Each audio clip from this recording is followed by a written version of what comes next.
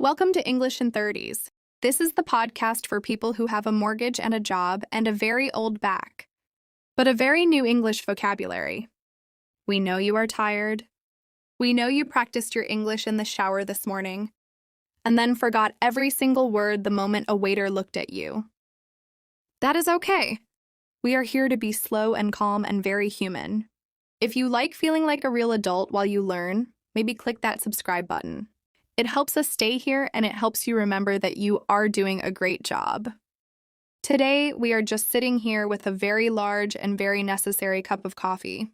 I really need this coffee today, Maya.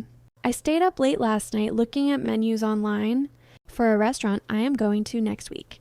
I do this every time. I read the menu 10 times because I am so afraid of the waiter coming to the table and me saying yes to something I actually hate.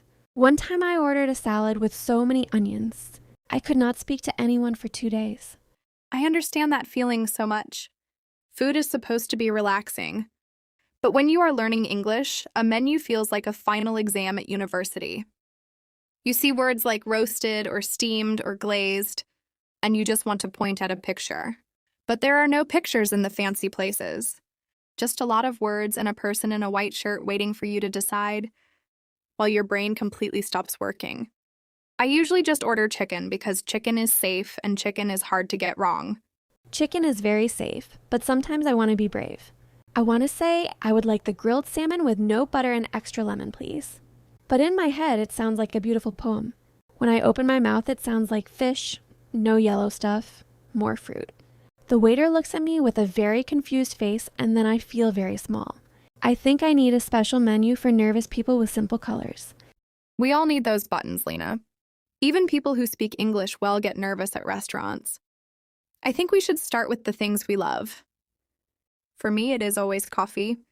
I love the smell of coffee in the morning before the house is loud. I like it black with no sugar because I like the bitter taste. It makes me feel like I am ready to face the world. What about you? When you wake up, what is the first thing you want to drink? I am the opposite of you. I love coffee, but I like it with a lot of milk and a little bit of sugar. I want it to taste like a warm hug. I do not want to feel the bitter taste of reality at 7 in the morning. I want to sit near the window and hold the warm cup and watch the birds. It is my favorite part of the whole day, but I drink too much of it. That is the coffee power. It is funny how we use drinks to change how we feel. Coffee to wake up and tea to calm down. I started drinking green tea in the afternoons because it feels healthy and quiet. It does not have the loud energy of a double espresso. I also really dislike soda or fizzy drinks. The bubbles feel too aggressive for my mouth. I prefer just cold water with a slice of cucumber or maybe some mint. You are very fancy, Maya. Cucumber in water is something I see at a spa or a very expensive hotel. I usually just drink water from the tap because I am always thirsty. But I agree about soda. I do not like too much sugar in my drinks anymore. When I was younger, I could drink sweet things all day. Now, if I drink a soda, I feel like I need to go to the dentist immediately. It is the joy of being over 30. Our bodies start to give us very clear instructions. My stomach says, do not eat that spicy pizza at 9 p.m. or you will not sleep. And I listen now. I really do love spicy food, but only for lunch. I love red peppers and hot sauce and curry. I like it when my nose runs and my face gets a little bit red. It makes me feel alive. I am a coward with spicy food. I like food that is very gentle and kind. I love pasta with just cheese and maybe some herbs. I love bread with fresh butter. Simple things are the best things. When I go to a restaurant and the menu has 20 ingredients, I get worried. I do not want my dinner to be a mystery. I want to know that this is a potato and this is a piece of meat. There is something very beautiful about simple food. A piece of fresh bread is better than a fancy cake most of the time. But I have one problem. I really dislike mushrooms. The texture is very strange to me. It feels like eating a sponge from the forest. If I see a mushroom in my soup, I have to move it to the side of the plate very carefully. It is the one thing I cannot learn to like. That is so funny. I love mushrooms. I like the earthy smell and how they soak up all the butter in the pan. But I understand the texture thing. For me, it is seafood. I like fish if it is cooked very well, but I do not like shrimp or octopus. They look too much like they are still watching me. I want my food to look like food, not like a creature from the ocean. I know exactly what you mean. When the fish has the head still on it and the eye is looking at you, it is very hard to feel hungry. I usually look at my plate and say, I am sorry before I start eating. It is much easier to eat a steak or a piece of chicken, where you cannot see the personality of the animal. We are very sensitive adults, Lena. We really are. I think that is why ordering in English is so stressful. You want to ask, does this fish have a face? But you do not know how to say that politely. So you just say, is this fish whole? And the waiter says yes. And then you have to order the pasta instead. I have a very standard order now. If I'm nervous, I order a cheeseburger. The cheeseburger is a safe harbor in a stormy sea. I agree. But even then, they ask you so many questions. How do you want the meat cooked? Do you want fries or salad? Suddenly, the safe choice becomes a long conversation. I usually just nod my head and say medium is fine and fries, please, because nobody actually wants the salad when they order a burger. That is the greatest lie of the modern world. The menu asks, would you like a healthy side salad? And for 1 second you think, yes, I should be a better person. But then you remember the taste of hot salty fries and you realize that life is short. I always choose the fries, and I always want extra ketchup. But asking for extra things is the hardest part. It really is. Asking for a basic meal is okay. But asking for a change feels like you are asking for $1 million. Can I have no onions? Can I have the sauce on the side? I feel like I am being difficult even though I am paying for the food. I practiced the sentence in my head 5 times. Could I please have the sauce on the side? And then the waiter comes and I just say, sauce side, please. But that works. Sauce side, please, is perfect. They understand you. The food arrives how you like it. The goal is not to be a poet. The goal is to get the sauce away from the salad. I think we overthink the grammar because we want to sound smart. But our stomachs just want to be happy. I am learning to be okay with short sentences. Those are the most important words anyway. If you have water and the food you like and you can pay and leave, you have won the day. I remember traveling once and I was so hungry. I went into a small cafe and I forgot every single word. I just pointed at a sandwich behind the glass and said, that one. The woman smiled at me and gave it to me. It was the best sandwich of my life because the stress was over. Pointing is a very good language. It is 100% accurate. But I like the feeling when I finally use a new word, like the word bitter or sour.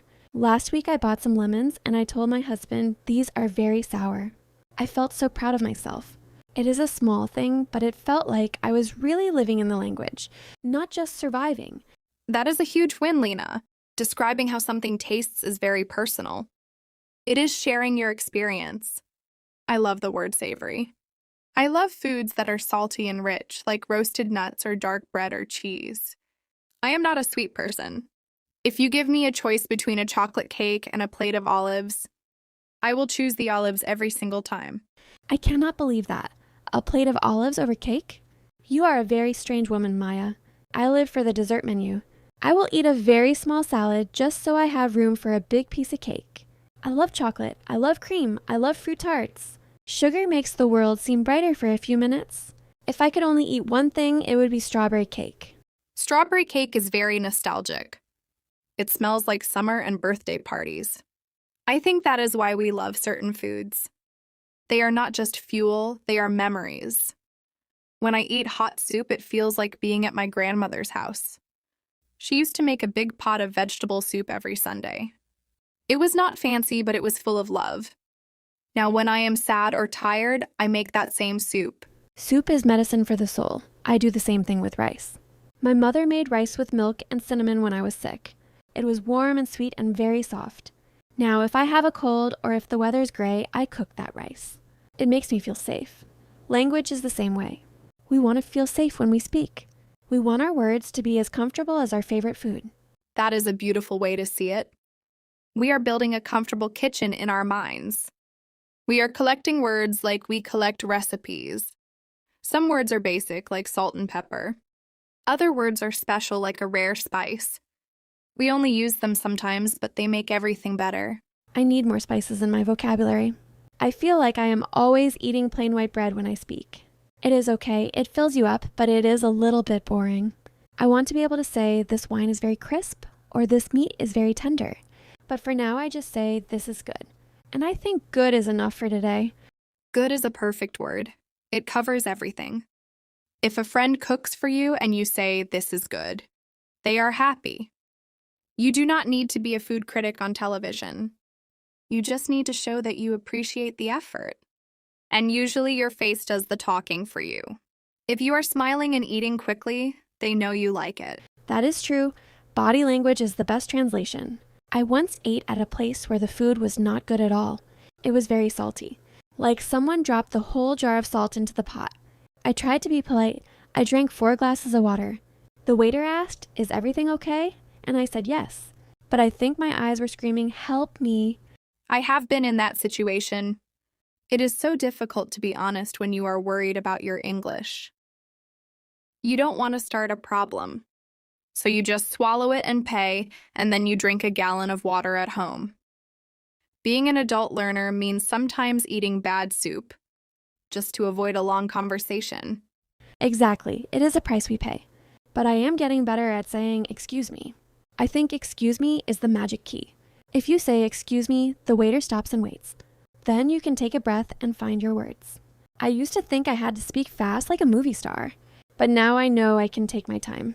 The food is waiting for you, and the waiter is there to help you.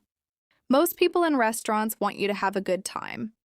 If you say no onions, they are happy to take them away because they don't want you to be sad. I think we forget that people are generally kind. I do forget that sometimes. I get so inside my own head. I think everyone is judging my accent or my mistakes, but they are probably just thinking about their own dinner. When I am at a restaurant, I look at other people. They are laughing and talking. They are not looking at me. That makes me feel much better. It is a great realization. We are the main character in our own life, but we are just a background character in everyone else's life. It is very freeing. You can make a mistake. You can order the wrong drink. The world will keep turning, and you will still be full at the end of the night. I like that thought. It makes me feel brave. Next week at the restaurant, I am going to try to order something new. Maybe I will not order the safe chicken. Maybe I will order the duck or the lamb. I will practice the words this week until they feel like friends. That is the spirit. Duck is a good word. It is short and simple, and it tastes delicious. Just remember to ask for what you need. If you want the bill, just catch their eye. You don't even have to shout. A little nod is enough. We are grown-ups, Lena. We can do this. We can do this. 1 meal at a time, 1 cup of coffee at a time. I feel hungry now after all this talk about food. I think I will go and make some toast. Toast is the most English food I can think of. It is warm and crunchy and very easy to say. Toast is perfect, with lots of butter. Go and enjoy your toast, Lena. You earned it. And for everyone listening, maybe go and have a little snack too. English is easier when you are not hungry. That is the best advice ever. Eat first, speak second. Thank you, Maya. This was a very nice chat. It made me feel less worried.